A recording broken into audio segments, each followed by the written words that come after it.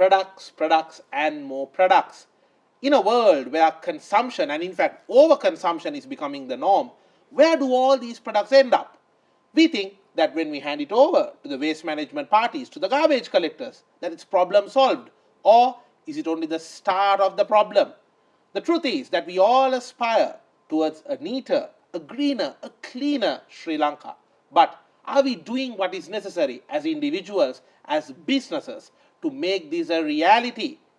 More often than not, we hear about the garbage problem being spoken about, the waste problem being spoken about, but is enough being done? Let's talk about that today in your weekend's most profitable 60 minutes. This is BIZNOMICS.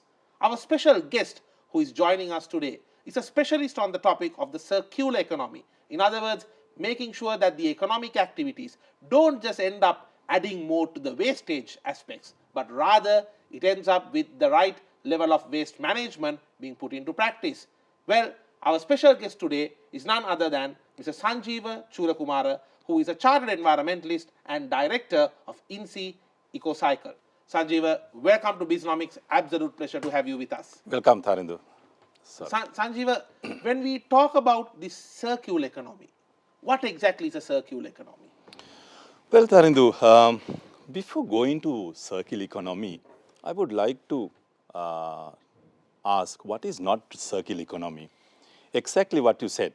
You make, use and throw, and you are making mountains of waste. So we want to get rid of this. So from this linear to circular economy is really a forward thinking, right?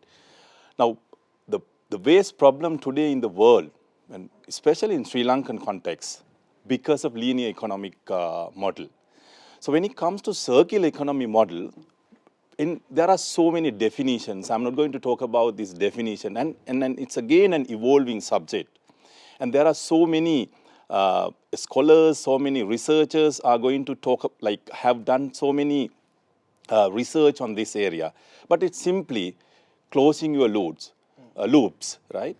When you really talk about your, let's say, manufacturing process, you have your technical materials, and you have your biological materials, and you have your energy sources. Correct. If you can really return back all these technical material into the system, and again, if you can enrich your biological material to system while using your renewable energy, that exactly circular economy is. And also we need not to, confuse ourselves. If you can go to the simple example in Sri Lanka, we have Pamunuwala Maharagama, right? Yeah. These people are, getting, actually they are doing circular economy. So they get Though they may not be having all these big qualifications and all Exactly. You are exactly right. So they take someone else's waste and they are trying to, repurpose this for another economic activity, maybe another business model in nowadays, if you can talk about. So that is what exactly the circular economy means, where you are repurposing your resources. So this circular economy concept I think is been spoken and it has gained tractions nowadays in 21st century. And Sanjeewa, also I want to ask you this. Now, as the world develops and as people get more income, I personally feel that one main reason that for this garbage problem to come up is also the fact that consumers are very busy looking for convenience almost every day. And let's talk about this, taking a simple cup of coffee as an example. Correct. Let's say 10, 20 years back, when you go and have order a cup of coffee, fine, let's say it's like a plastic cup or a, let's say, not so non-plastic cup which they give. Then after a while, they said, okay, look, you know what, maybe people want to keep this for a longer time and have it, so let's put a lid on it. And you add more components. Correct. Then people started to say, let's put a straw to it, more components. And now we see in some countries, they are putting another little tiny stick to stir it.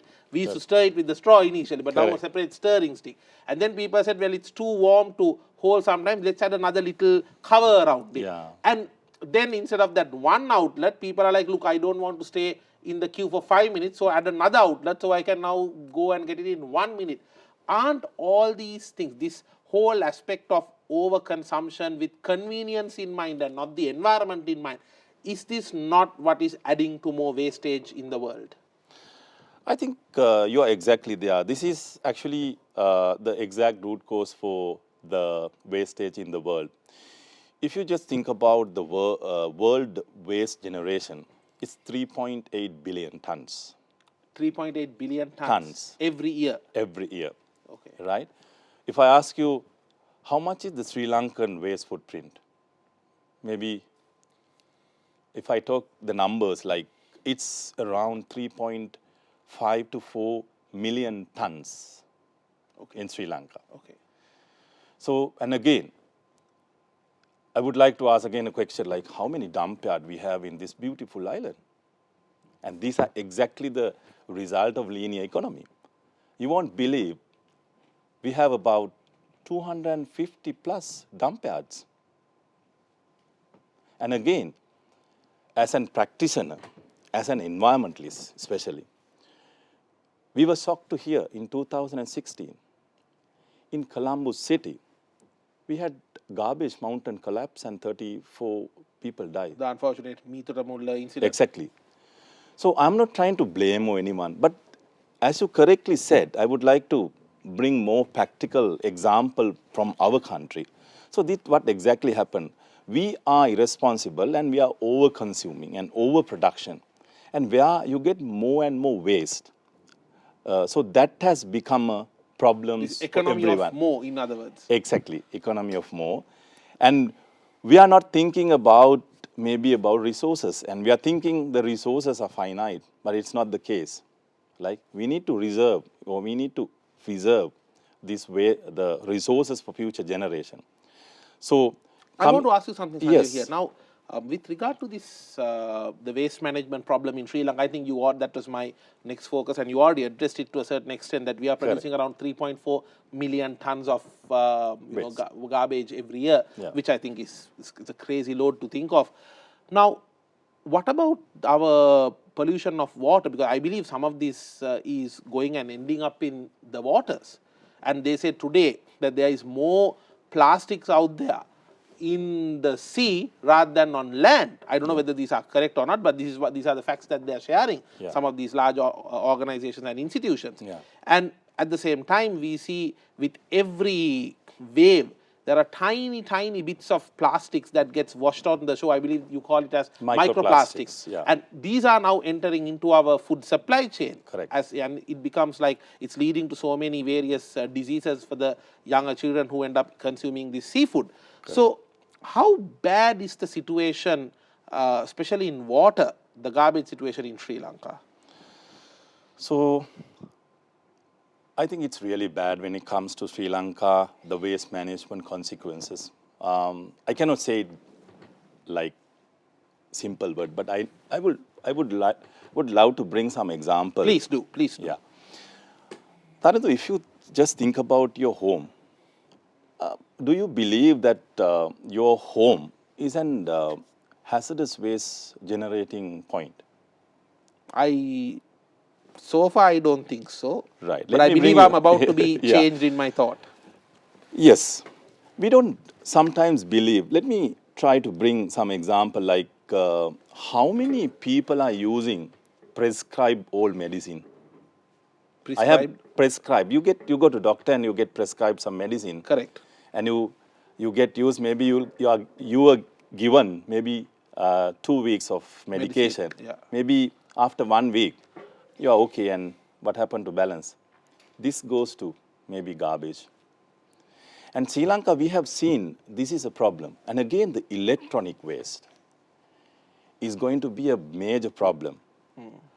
And again, Sanjeewa, can I also ask you whether the batteries of the electric vehicles are also getting added on to this problem? Exactly. Because most of the electronic vehicles, the battery life is like for 5 years or so. 4 years. And of course, if it's brought down through a proper agent, then that agent is responsible for collecting the battery and safely, disposing it.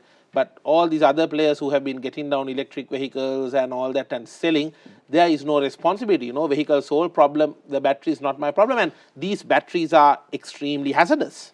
Exactly, you are on the spot. Like It's not that I'm not trying to, criticize someone else's product, not like that. But we also can talk about later how we can bring these circularities, resource recycling, Yes. resource repurposing into product cycle. Let's talk later. But when it comes to the previous questions, Sri Lankan context, the waste management problem is significant. What I personally believe is that it is an unsolved national issue, right? Another example, like just think about how many printers we have. I don't have numbers, but there are many printers. After using this, so these printers, you have carbon black, Yeah. which is proven carcinogen. That is cancer causing. Yes. Okay. And again, if you are not going to recycle these things, repurpose these things, that is going to have an impact on our communities. And I spoke about 250 plus garbage dump site, maybe small scale, large scales, right? We have solution now evolved as well. But this has the main problem in Sri Lanka with the municipal solid waste is many hazardous waste. We call it scheduled waste. There is a schedule in Environmental Act, Scheduled Waste Management Act. So these hazardous waste are being sometimes mixed with the general garbage. So when you put into landfill, it ultimately goes to our water reservoirs. So where we will have lot many consequences. Now we have seen some recent national event like cleaning rivers, and also we have seen lot many emerging very good futuristic laws are being passed, like banning single-use plastics. It's a very good initiative that is taken. And also we have seen the revamping of laws, especially the EPR. We call it Extended Producer Responsibility. There are so many futuristic laws which we can apply to get rid of this waste problem. But we also need to have yes, you can have a law, but enactment, practice has to be there. And then again, when it comes to Sanjay, practice, I think since you are mentioning practice, let me bring in this question here. Right now, what is the waste management process in Sri Lanka? Because, for example, now at home we are told, okay, separate the three, right? That you have the food, the plastics, and then the paper, glass, etc. So then it's collected.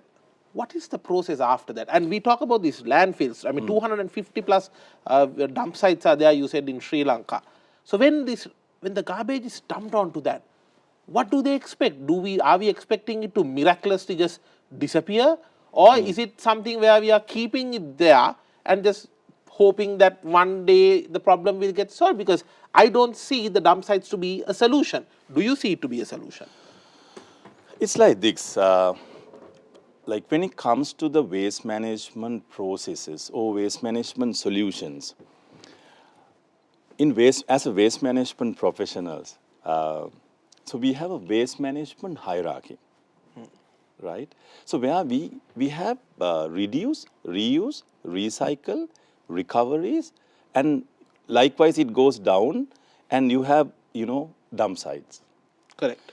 So when it comes to waste management, I will come to your question later. And we are going to come back to you on this more details, Sanjeewa, after a short break. Yes. Stay tuned. We will be back after this short break. This is BIZNOMICS.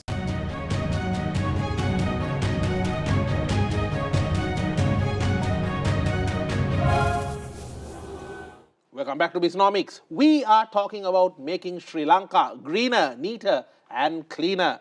And in other words, how can we manage our waste better? And joining me for this discussion is none other than Mr. Sanjeewa Chulakumara. Sanjeewa, we were talking about the hierarchy of waste management. Let's get to that. Yes. Actually, it's a Bible we say it in waste management, right? I spoke about reduce, reuse, recycle. And then dump site. Recoveries, then physical, chemical treatment, ultimately dump site. Yeah. Dump site, unorganized dump site, maybe open dumping and open burning.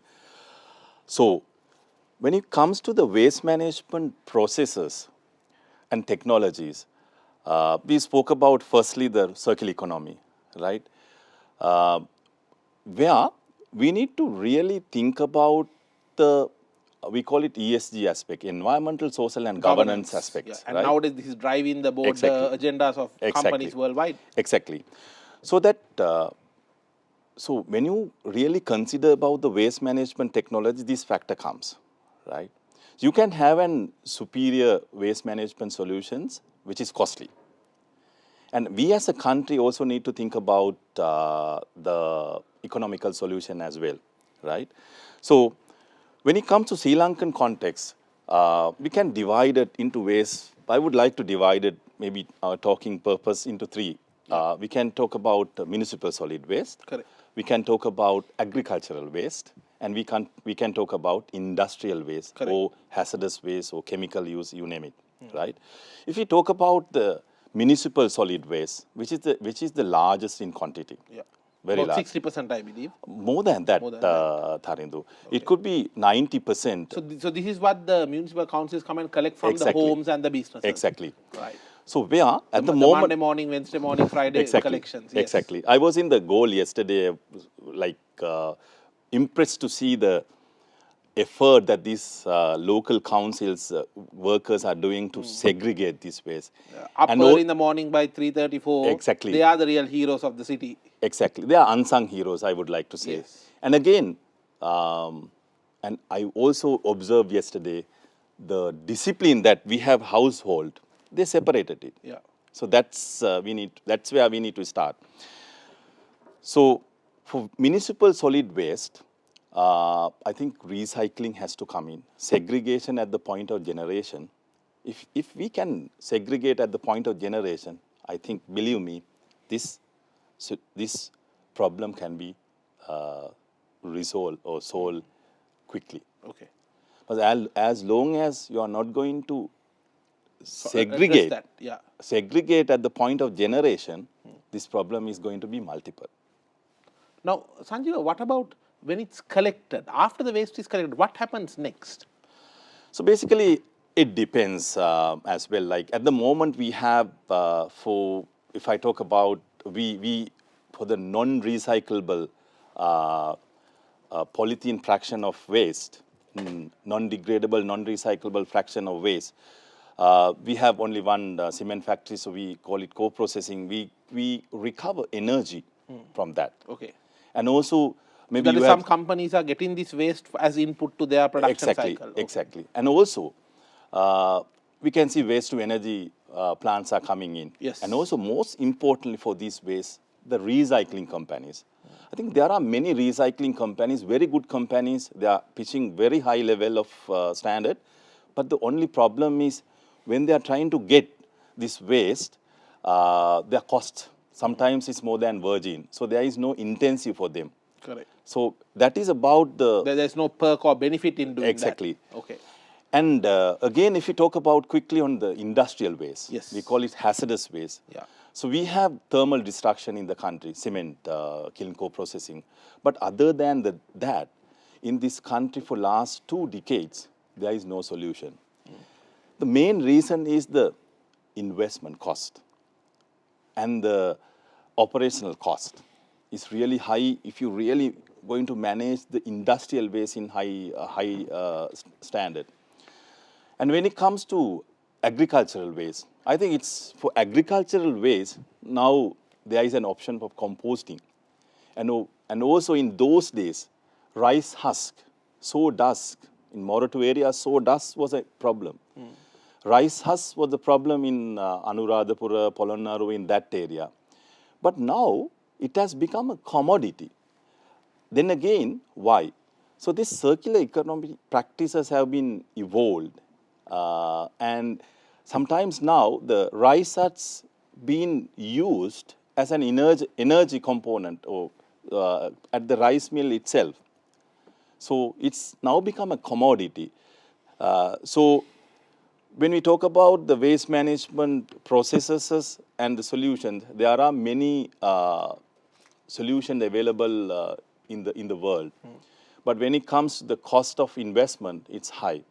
So what I would really like to propose here is, okay, we need to have, we call it in our terms, integrated waste management solutions, right? You can have recycling, upcycling, energy recoveries. Correct. And we hear these words upcycling. What is upcycling? Is it getting the waste and coming up with a better product? Exactly, exactly. Okay. But we see sometimes shoe brands, they use the old shoes and they say, give us your old shoe and we'll make the new shoes Exactly. out of it. Yes. So I think this concept, I think there are so many concepts in terms of managing waste, but only thing is, are we practicing it? So that's where the issue is. What is the incentive to practice it? Correct. So I And spoke. how big is the industrial waste problem in Sri Lanka, Sanjeewa? Very good question. When it comes to numbers, as far as I know, it's about, let's say, 250 to 300 tons of industrial waste are being generated in the country. And also, I spoke about for last 2 decades, only facilities, this cement kiln co-processing is available. So what happens to the rest of it? Is it like dumped somewhere? Let me come back to Yes, that. yes. Even in cement kilns, they handle about maybe 30% of waste, of industrial waste. Okay. Balance, we have a problem in the country. Let's acknowledge that. Yes. So, most dangerous part is that when this hazardous waste being mixed with municipal waste, this entire waste is going to be hazardous. So, you need to treat this waste as hazardous. So, if somebody is going to remediate or somebody is going to treat this waste, and it's going to be an Herculean task, believe me. So that, so industrial waste, so we cannot depend only on cement kiln co-processing. They have capacity limitation and they are in another process. But also, we have seen this, we call it an industrial symbiosis. So someone else waste is going to be someone else raw material. As an example, like And when that happens, you are closing the loop, Exactly. therefore circular economy. Exactly. Let me try to bring one few example. Sure. Okay, we have only one coal-fired power plant in Norocholi. Yes. We get fly ash. Now the cement industries, they have developed very good product by using this fly ash, right? So that the power plant waste has become cement, the component or raw material for cement, so that we have superior product as well. This is an innovation. This is through R&D. So we have found that, and also if we can, especially in the zones, like we have economic processing zone in the country. So we have seen excess heat. So if I have excess heat, why I can give it to you? Then it's a free for you. So likewise, even in the waste management, if we can bring this circular economy aspect, especially through we call it resource repurposing, right? So we can solve this solution. And do we also see a problem where some of the neighboring countries are dumping their waste into the sea, which ends up in our resources, Sanjeewa? Because if you remember, a few years back, we've had this issue where sometimes some of the medical waste, Correct. Like syringes and so on, got washed up the some of the shores of Sri Lanka. Yeah. So does this not mean that some of those countries are doing such activities? When it comes to waste, like we have these conventions, like countries like poor countries have been victims as a dump site for hazardous waste. So that is why these Basel conventions, there are other conventions also there to safeguard these countries. Yeah. But as you correctly said, we have some evidences where we have got some hazardous waste from neighboring countries. But and also like we have some big accidents where all these chemicals are being leached, going to the ocean. The Express Pearl disaster. Yes, that's right. Let's say it, yes. Yes. So that way we have to be careful, right? We need to have a strategy to how we can safeguard from other countries. So we need to have very good law and also the governance of, import and export processes. And also in situ waste management, especially, right? Understood. Now you hear in we talk about the industrial waste. So we have industries, like industry has to survive. We cannot put many pressures to them, to manage waste. Otherwise, you close your factory. Yeah. We as a country, if you really want to make an, economy of export, you need to also support to industries. But so the industries also have to look after the well-being of the ecosystems. Exactly. That's my next point is that is what we call it an integrated waste management solutions. You need to bring this integrated waste management solution so that the cost of the waste management can be reduced, can be lower. That is going to be benefited to industry. Maybe if you are an industry today, and it's going to be a cost for you. If it is going to be a huge cost, maybe you will not have a business case here. So the lowest cost has to be a prime objective in managing waste. Otherwise, industries are going to be penalized. So here, we need industries. Correct. We need proper waste management. We need sustainability, and also we need this systematic approach to manage waste in Sri Lanka. And when we talk about the current government policy for waste management, Sanjeewa, what's the current government policy and what changes would you like to see in it? So, as a citizen in this country, and also I'm as an environmentalist, yes, as well as I've been waste management practitioner for last 15 years in the country. I've been into many waste yard, many companies' backyard, and I know what exactly this problem is, right? When it comes to I think the vital factor is the legal framework. I think when it comes to legal framework, we have the framework, but I would like to suggest to make it the enactment.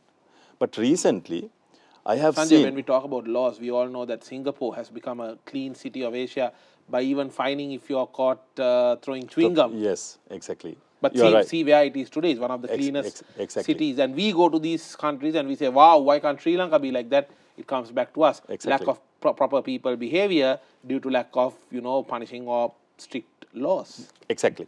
You are right there. We have to respect the law. Recently, coming back to your point, the question, we have seen the new waste management policies coming into place. Government has the national plastics waste management plan, and also recently we saw a really good initiative from the government side, the banning of single-use plastic and But polythene. Has it gone into action, this ban? Yes. Okay. I think it's really good. And also, if you really go into, I would say, the reality, why this waste of municipal solid waste? Because of post-consumer waste. As you started with the cup and the lid and the straw and everything. The stirring exactly. stick and all that. Yes. So these are, we call it post-consumer waste. It's a challenging. So newest concept is the EPR, Extended Producer Responsibility. Okay. If you are going to produce, you are responsible to collect it. Until the end of it. Exactly. And if I open the loop, it's my duty to close the loop. All right. Exactly. Sanjay, we are going to come back to you on more details on that. Stay tuned. We will be back after this short break. This is BIZNOMICS.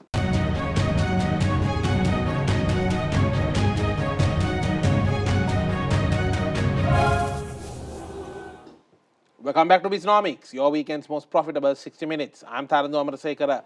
We are talking about the circular economy. How can we make sure that our business processes and, in fact, even our personal consumption will not be adding more troubles to the current wastage problems of Sri Lanka, but rather we take up the necessary responsible steps to ensure that this waste is properly managed. And we are in conversation with Mr. Sanjeewa Chulakumara.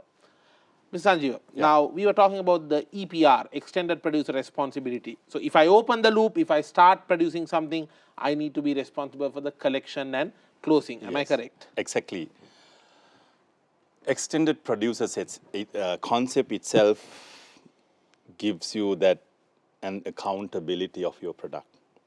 And where this product life cycle thinking came into picture. And also, if you really go into the concept of circular economy, you need to be really worried about your entire product life cycle. And you need to have your product design accordingly, right? So if EPR comes into place, but I really believe this post-consumer waste concept has to go away, right? If you really go into the waste dump sites and get the sample and you can see what exactly this waste is, you can find who is the responsible guy. Who is it? Who is it? No. So basically, my point is you can see the brand, right? Nothing to hide. Yeah. So they have a responsibility. Correct. So, but they cannot do this alone, right? In generally now, what has happened is this waste management cost has gone into their P&L as P, profit. That has to go as a cost. And waste management has a cost. And that's where triple bottom line comes in. Exactly. You make Your sure people... your people and planet factors also has to be considered, yes. Exactly. So, like, if you can practice EPR, and there is another... there are so many futuristic environmental laws such as EPR, polluters pay. Like if you are going to pollute, you have to pay. And there are another environmental tools such as pay as you throw. And also this life cycle thinking has to come in. So we talk about this, the EPR concept. So if this EPR concept come into play, if the producers are going to be responsible for their product, as you correctly said, by closing the loop, I think this problem is going to be over. But it's not as simple as I say, because there are so many stakeholders, it's spread across the country. So where we need, this concept is called PRO, Producers Responsibility Organization. So I can be a Producers Responsibility Organization for all FMCG companies. So I will collect on behalf of you, and I will repurpose this waste. Okay, this goes to energy recoveries. This goes to recycling. Are there organizations like that in Sri Lanka as well? Or there is scope for those organizations to come up? It's emerging. Like we have started from our company. Like we are working with few multinational companies, big brand. Nice. And where we have two approaches. The first approach is, if we can stop post-consumer waste going to dump yard today, and your dump yard are not going to be increased, right? That's the sign. That's the sign. And again, another point is you need to start dig down. We call it landfill mining. I spoke about many landfills. Yes. And 250 plus in Sri exactly, Lanka. small to large and different. We are a very small country, Sanjeev. It's very scary to think that, within this small space, yes. We are having 250 dump yards. Yes. Sarindu, where do you live? I live quite close by. I live in Moratua. Moratua. Next time from the morning when you come to office, just observe and come. I used to do it. I live in Kalani. So I used to, when I come to office, I used to see dump site. Yeah, it's used to me, it's in my blood. Like I'm a waste management guy. So if we can work together as a team, I think we can get rid of this waste. The second approach is to remining this landfill. I think we have to get rid of this landfill. In Colombo city, we have how many landfill? Like big landfill, few big landfill. We have to remind this landfill and to repurpose this waste too. Now we have waste to energy, the cement kiln co-processing, the composting options could be an options. And also another big waste, which I forgot to spoke about, we call it CDWE, construction and demolishing waste. Okay. from the construction sites and exactly. So in other all these countries, condominiums and apartments coming up. exactly. You know, usually any building in our house, it has a life cycle, right? yeah. After, let's say, 15 years, 20 years, you have to demolish it. Now, at the current, in Sri Lanka, we use as a earth filling. If you can find a hole, you use this construction and demolishing and excavation waste into that. But these are natural materials. If you can recycle, if you can bring a law, okay, you use at least 2% of recycling aggregates. Yeah. So this is going to become a resource, right? Correct, for sure, for sure. So that's also where the proper policies and the frameworks can come in. Sanjeewa, I also want to talk about here the alternative ways of waste management. Now, one thing we spoke about is, yes, as you said, use this as raw material for other industries, etc. But we hear about some other efforts. For example, that there are in some countries, I think even in Sri Lanka, they've initiated it, where you have sometimes power generating facilities where power is generated out of waste. Then we saw some innovations where there's a machine you can include like a plastic bottle to it, all your PET bottles and all that, you can include it there and you get money and tokens in return. Now, all these are shown on the media, hyped up, but what happens to it after that? Aren't we practicing these innovations? For example, power using wastage. Is that right now happening in Sri Lanka or not? It is happening in Sri Lanka, waste to energy. We have one plant is in operation and few in the pipeline. And cement kilns, they are using for energy recoveries for a long time. If you talk about the waste management solution, technological solution. The alternatives. Alternatives. Yes. I would like to say it and solution as well. Yes, of course. But if you have an alternative at a cost, it's not going to work, Tharidu. Basically, we started with discussion with the circular economy. In circular economy, you repetitively asking what is going to happen. You need to close the loop. Yeah. That has to go. I spoke about. So produce, consume. When you're about to throw it, that has to get used into something. That has to go into your technical material cycle as a raw material. If it is not yours, maybe in other industries. Yeah. Right. So. But don't throw it out to the planet. Yes. Don't throw it out of the planet. And also, the mindset that we have on waste has to be changed. Has to be definitely changed. Waste is not waste. It's a resource. The waste as a resource concept has to be taught in our school and in our, everyone's. So that. But Sanjeev, I mean, how realistic is this? You go on the road, you see all the, I'm not trying to point the finger at a particular type of people or anything, but don't we very commonly see a bus driver opening the window and throwing spit onto the road? We see this. Haven't you seen it? I have seen it. But I bit disagree with you, Tharan. We have been, criticizing for last 40, 30, 50 years. But I'm in this sector for, let's say, 15 years. I agree for a certain extent, there are culprits. But I have seen very good, I would say, the discipline coming in.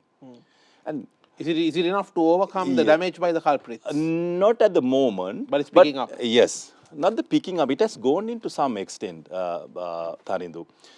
When I started my career as a waste selling executives, right, I used to go and talk to the backyard guys. I'm talking to them on chemical reactions. I'm reading this MSDA's data sheet, the reaction, possible reaction. They knew nothing. But now, we discuss these things at board level, CEO level, group chairman. If you want to set up a business model here, today now they're talking about the waste management strategy. Waste management is now in your business model, most of the company. And also there are very, very good disciplined corporate in the country who spend many money on waste management. They want to exactly practice these circular economy activities, resource recycling activities. So we need to balance this. And also one point to highlight is where we need actually support, maybe from our side as a professional, maybe from government side, maybe from public, maybe from media side like SMEs. they need to have the capacity building. Sometimes they are struggling. They don't know the importance of it. They don't know the importance, and also when it comes to volume, it's small and you can throw it away. But when you add up a lot of small, because more Exactly. than 50% of this economy is SMEs. Exactly. Sanjeewa, now doesn't all this, get decided or start with the design of the products? I mean, when we are designing a product, when we are designing a service, if we can have the end in mind, don't you think we will end up with a lot less wastage? Fully agree, 200% agree. But when it comes to practicality, that's where the issue is. But my thinking on the waste management, like if you are not going to be a responsible guy, selling your product in a competitive market, which is emerging, is going to be an issue. So that if somebody is not going to be responsible for their post-consumer waste or production waste, in situ, maybe post-consumer waste, he's going to be out from the system. Sometimes companies are, enjoying temporary, but it is not going to be sustainable. Valid thoughts there. On a final note, Sanjeewa, the chemical waste issue, because we hear this being discussed a lot, and some say, okay, now the fertilizer ban came in because there is too much of chemical waste getting added on to the waterways, etc. How bad, and for example, even from the Express Pearl disaster, there was no benefit to this problem. In fact, so much of chemicals got added to our oceans. Yeah. How bad is currently the chemical waste problem in Sri Lanka, and what can we do about it as a country? When it comes to chemical waste, like I explained about in the National Environment Act, there is a schedule, we call it Schedule 8. There are so many waste, we call it, Schedule 8 waste. Under that, the chemical comes as another waste type, which is, as you correctly said, extremely harmful, maybe for environmental people. When it comes to chemical waste management here in the country, we have very few solutions because it's costly, and it's again you need a lot of investment. We have only the cement guys; they are doing chemical treatment in the country.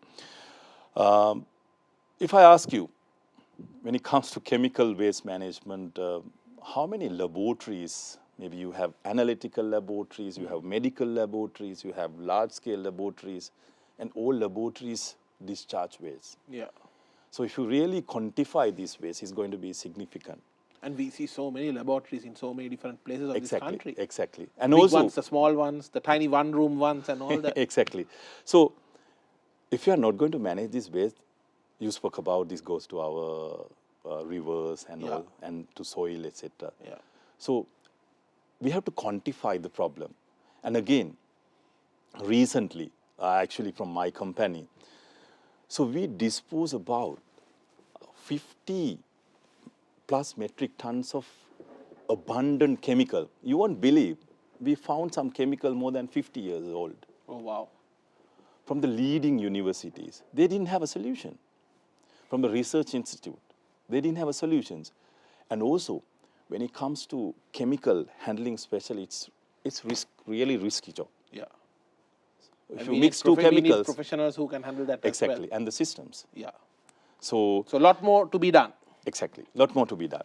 So Sanjeewa Chulakumara, specialist in the circular economy, thank you so much for joining us today. Absolute pleasure to have you with us. Thank you for the good work you are doing, because from what you spoke, what I felt was that while we have a lot of people talking about this problem, you are one of the few who is actually going out there and doing something. And we, as a responsible media organization, we are very happy to have given you the opportunity to share your thoughts and educate our audiences and the country on what needs to be done. Good luck with the work you are doing, and hopefully we will all be having in the future a neater, greener and cleaner Sri Lanka. Thank you for joining us today. Thank you, Tharandu. Thank you. No matter what economic activity or business you may be in, there's always potential for you in order to make sure your activities are greener, so that there is less wastage, there is less being added into the economy. And circular economy is what you can be involved in too.